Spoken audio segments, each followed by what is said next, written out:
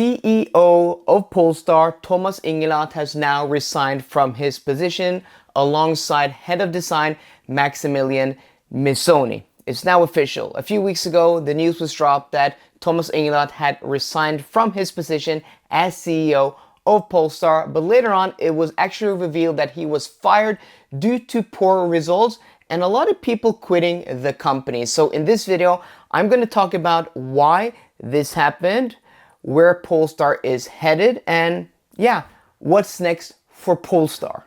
I just want to start this video saying that I love Polestar as a brand, as a company, and I really love the passion of most of the people who work in Polestar, at least the people I've met. And I've been very lucky. This is one of the perks of being able to do what I do, is that I get to go to events, I get to go to launches, I get to go to headquarters and factories and meet the people who are responsible for building the cars, engineering the cars, and making the decisions. As a car lover, I really love that about my job. That's one of the biggest perks of what I do. And I've been very lucky to meet a lot of the people, a lot of the engineers, a lot of people responsible for the products, the cars at Polestar. Not only once, but several times. And in many ways, I feel like several of them have become friends because I've spent a lot of time with them and, asked them questions. We've had beers, we've eaten dinner, we've been to crazy places around the world, and you get to know people on a different level. So I really hope that Polestar, succeed. I'm really hoping that, they make it and they just become better and better and, build products and cars that make them survive, that appeal to the masses. But with that being said, I've also been very vocal about what I don't like about Polestar, their products and their brands. And I think, it really shows now that many of the decisions with, Thomas INGENLATH now being fired and also Maximilian Missoni now leaving the company, that maybe the direction, that the vision they had a few years ago may not fit in 2024 and moving forward. So I want to, get into more of the specifics about that and where I think Polestar will move forward as a company, and also where I think they should move to be able to survive and build vehicles that will appeal to the masses. The new CEO of Polestar is called Mikael Lohscheller, and on paper he doesn't seem very exciting, especially compared to the old CEO Thomas INGENLATH, who was head of design at Volvo before he was CEO at Polestar, and has also worked as a designer in Volkswagen Group at different brands. A very, good looking, stylish, charismatic CEO. A CEO that I think most companies, when they look for a CEO, that's the look they want to go for, is what Thomas INGENLATH brought to the table. But that doesn't necessarily translate into a CEO that does a good job. And what's interesting about Mikael Lohscheller is his work at Opel. Yes, Opel, from 2017 to 2021. And Opel, for people my age and maybe even younger also, is a very boring brand. I mean, like when I grew up, the only people who drove an Opel were people who didn't care about cars, who just wanted transportation, but for some reason didn't want a reliable Toyota or Nissan. Yeah, it was just really boring cars. And they were so boring and did so poorly in the European market that from 1997 to 2017, they lost money every year. They lost so much money that GM sold it off to PSA Group, and then PSA Group hired Mikael Lohscheller to turn around the finances. And in 1 month, after 20 years of being, non-profitable, they turned their first profit. And ever since, they've been on this high of cool products. Yes, there is platform sharing now, where, for example, the Opel Astra is very closely related to the Peugeot 308. But that is not a good thing because Opels haven't looked this good ever. So I'm really excited that Mikael Lohscheller hopefully can do the same thing at Polestar and make them profitable and also push out cool and appealing vehicles. So what exactly went wrong at Polestar with Thomas INGENLATH at the helm? Well, all of this is just my speculation. I'm by no means an expert in any of this. So again, just my opinion. But I have been very interested in cars my whole life. So for almost 40 years, I've been closely following the global market, especially here in Europe and in North America are the markets I've been following closely, like the brands, the models, the market trends. You know, I'm not only into exteriors and interiors and materials and how car drives. I'm really interested in why car makers make decisions and why they launch different car models and what they do when they realize that they made a wrong decision, right? So I do have an opinion here, but again, it's just my opinion and I am by no means an expert. So I think the Polestar 2 was a good place to start. Just forget the Polestar 1. That was just a halo project to get them on a map, just a marketing stunt. The Polestar 2 was their first real product, and I think it was a very good product. I like it, though it now with the Model 3 now, the Highland and other products, it may not be as competitive as it once was, and that is reflected by the sales numbers. Like it's not selling very well. But I also think like it being like a sedan, it's not the most appealing vehicle to most of the market. Like if we look at Tesla, which is the most successful electric car brand ever, right? They sell massive amounts of the Model Y, but they only sell a fraction Model 3s than they do Model Ys. That shows us that the Model 3, yes, if it's a profitable product, they can keep selling it, but the Model Y is where they're making the real money. And like just off the bat, you don't have to have a degree in anything, you just use common sense. Like Polestar, to be successful, they need a Model Y. So they started with their Model 3, great place to start, but they should have closely followed that up with a Model Y, which what Tesla did, and that's why Tesla still sells a lot of vehicles. So if you go to Tesla, if you want, a reasonably priced electric car that's practical with a lot of range, you can have a Model 3. But if you want a little bit more practicality, like if you have a few kids, maybe you want to carry stuff, you go for a Model Y. It's a little bit more expensive, but it's more practical. You don't have that alternative at Polestar. Instead of that, they went and launched the Polestar 3, which, was launched like, is that almost 2 years ago? Yeah, that's a long time ago they launched it. And it's just now come to market.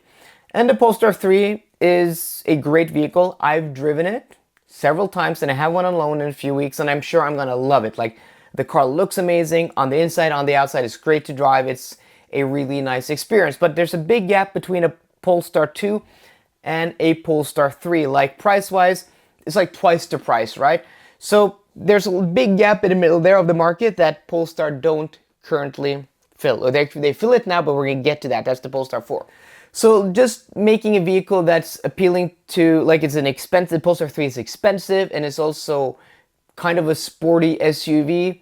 Like it's not like the EX90 it's built based on, like it's a big and practical electric SUV. It's smaller on the inside, it's about the same price and it's more sporty. And there's nothing wrong with that if you're called BMW or if you're called Porsche. But remember when BMW launched their first SUV back in 99, the X5, it was a practical SUV. The X6 came like 10 years later, right? Also with Porsche, the Cayenne back in 02, 03 was a practical SUV. We first got the coupe version of the Cayenne many years later. So that's what Polestar should have done, just made a more sporty, appealing EX90. I understand that they're both, at the time they were very close as a brand, that there's going to be like in internal struggles because the products are too close to each other, but still the Polestar 3 shouldn't be as niche. And then we have the Polestar 4, which you think, oh, that's going to fill the gap. But the Polestar 4, even though I really like the car, I like the way it looks, I like the way it drives, I love the interior, I think it's priced very, very good compared to more expensive vehicles that I think it competes with, because it's not an SUV, it's not a coupe, it's just a raised saloon that doesn't have a rear window and it's just a weird vehicle. It's based on the Zeekr 001 and it should have been closer to that vehicle. It should have been just an SUV version of the 001. It should have had a normal hatch, it should have been lifted. they market it as a coupe SUV, but it's neither, and it's just hard to place in the market. I don't think people understand what it's supposed to be, because I don't understand what it's supposed to be, and I do this for a living. I just think Polestar have missed the mark after the Polestar 2. I mean, the Polestar 3 is a great vehicle, and hopefully it will sell, but it's not going to sell anywhere near the numbers of the EX90, in my opinion, the car it's based on. And that may be part of, you know, the economic model here, like, because it is sharing a lot of the parts, and maybe a lot of the development cost was carried by the EX90, so it doesn't have to sell as well. But I think it should have been closer in concept to the EX90, because people looking for a large, expensive, luxurious electric SUV are first going to look at the EX90 and then the Polestar 3, like the vast majority. I even did that. I ordered an EX90 2 years ago after I went to the launch of the Polestar 3. I canceled that car for other reasons, but you know, I'm an example of the customer base. I've had two XC90s, I have had an e-tron 55, now I daily a Porsche Taycan. So you know, I'm part of the group who is in the customer base purchasing these vehicles, and I'm telling you what I would have done. Maybe when I get to test the Polestar 3 extensively, I'm going to completely fall in love with that vehicle, but you know, I think most people are going to look at the EX90 and then the Polestar 3 if they don't like the EX90. I think not a lot of people are going to do the opposite. And the Polestar 4 is just a strange vehicle. Again, I hope it sells, but I really don't believe it's going to sell a lot, because it's really confusing where it is supposed to be in the market, what its competitors are, because it's a strange vehicle. And us human beings, we like to put things in boxes, and if it doesn't fit in a box, we just, you know, discard it completely. And I think the Polestar 4 should have been what is closely related to the Zeekr 001. It should have been just a Polestar version of that, or they should have made it more of an SUV. Taken the Zeekr 001, lifted it, put in more of an SUV body on it, and called it a day. It would have sold a lot more vehicles. It would have been a very popular and appealing car that would have been more practical and more befitting to the market trend. But what I really think Polestar should have done years ago, you know, parallel with the Polestar 2, was building a Polestar 3 that was an SUV version of the Polestar 2. Like, just take the Polestar 2, make it into an SUV, it would have sold a lot of vehicles, because we already have a vehicle that is basically that, but smaller, from Volvo. The EX40 or XC40 and the C40 or EC40 is built on the same platform, same drivetrain, same battery pack, basically the same car, just an SUV. So they should have done that, just made it as long as the Polestar 2, called it a day. They could have even taken a little bit more money than they do for the EX40 or the EC40 if they were afraid that it would eat into Volvo sales, because then, you know, going to the Volvo Polestar brand, you can have the sedan, which is the Polestar 2. Maybe you want the SUV, which is the EX40, which is, you know, not as big, but it is an SUV. Or maybe you want the coupe SUV, which is the EC40. Or maybe you want something a little bit bigger, which is what Volvo and Polestar have been missing. Build the Polestar 2 just as an SUV and bigger, because it is a longer vehicle than the EC40 and the EX40. So they should have just done that. That would have been the cheapest way to do it, and they would have, you know, built that brand, and they would have not been in the situation they are in today. My opinion, I'm not an expert, I can't see the future, but I think that's the logical step. And then, you know, they could have done the Polestar 3 a year from now. I mean, it could have come out like a year later and made it closer to that Volvo EX90, and then they could have done the Polestar 4, also an even bigger SUV.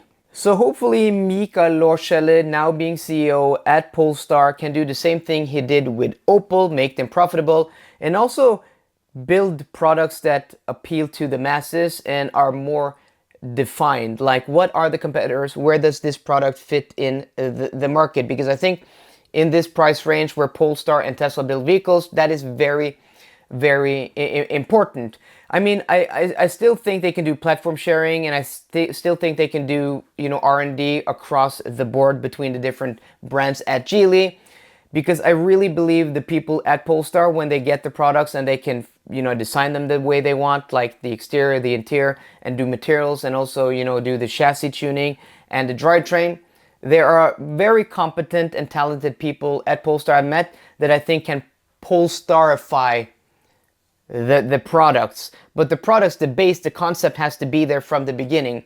And the fact that like the first car was called the Polestar 1 and then the Polestar 2 and then the 3 and then the 4 already confuses people. Drop that right away.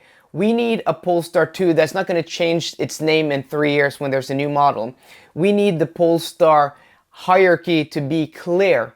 So, you know, Polestar 4 being a cheaper and smaller vehicle than the 3, on top of being a vehicle that's hard to place in the market, is just confusing. And rule 101 in marketing and sales, don't confuse the customer. Don't confuse the consumer. It has to be clear. You have to be able to communicate, and it has to be easy for the customer and the consumer to understand what the product is. So, like, I have 20 years in sales and marketing, so that aspect I feel like I have a good grasp on. And I think Polestar failed already there with the launch of the 3 and the 4. So guys, let me know what you think. So hopefully Polestar has a bright future because I love the brand. I recently went to Gothenburg and interviewed Maria Ugla, who is head at CMF at Polestar Design. So that's Color, Material, and Fabrics. That video hopefully will be out next week. Great video. And I love the people at Polestar. Awesome people who are really passionate about their cars. And I hope they now can get a CEO that, yeah, can move them forward and make profits at the company. So guys, let me know what you think. What's the future of Polestar? Do you believe they will make it, or do you believe they won't make it? Let me know in the comment section down below. So I hope you enjoyed today's video. If you did, please drop me a thumbs up down below. And for more car content, as always, please subscribe. See you guys later. Goodbye.